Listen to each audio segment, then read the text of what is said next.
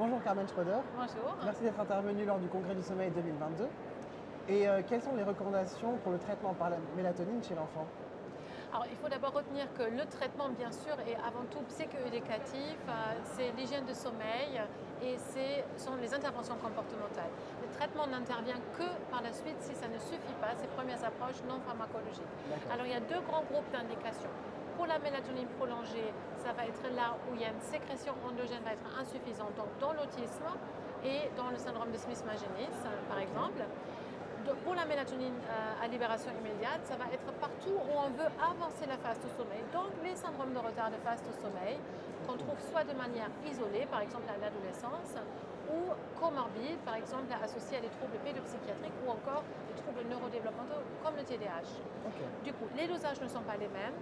Dans le cas des traitements à libération prolongée, comme on veut un peu substituer la sécrétion Endogène, insuffisante, ok. voilà exactement, on donne des posologies 2, 5, 10 mg, donc plus importantes, ça va être libéré progressivement.